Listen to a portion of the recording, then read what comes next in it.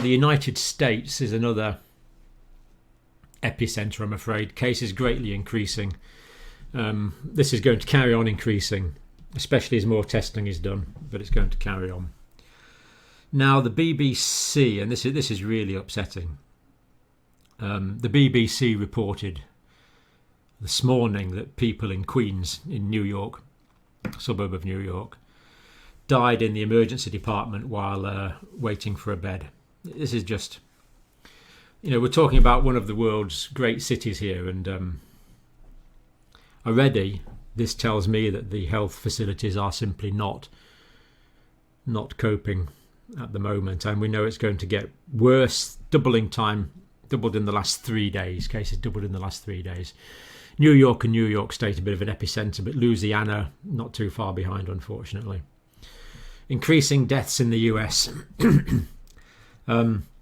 Now, the president has implemented the Defense Productions Act, which means he can order companies to produce whatever he wants. So General Motors are going to produce 100,000 ventilators in the next 10 days.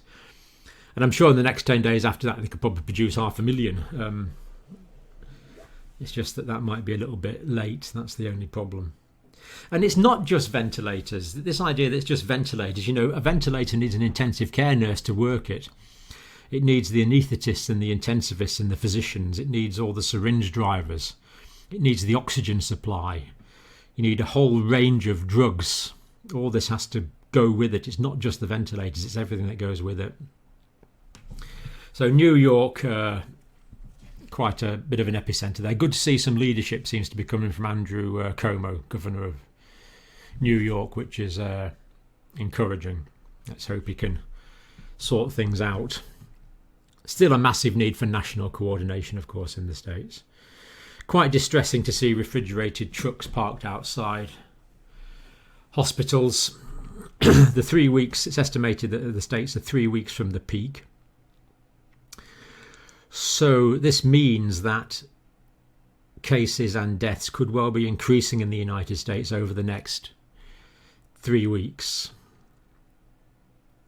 Military ships, Comfort ship has gone to New York to deal with trauma cases because, of course, all the other medicine doesn't go away. Another reason not to have accidents. We need to minimise the effect on our medical facilities at the moment because everything else is still there. All the other needs are still there. Now, these are huge, I think, 1,000-bed military ships they have in the United States. As far as I know, in this country, I don't know if we've got any.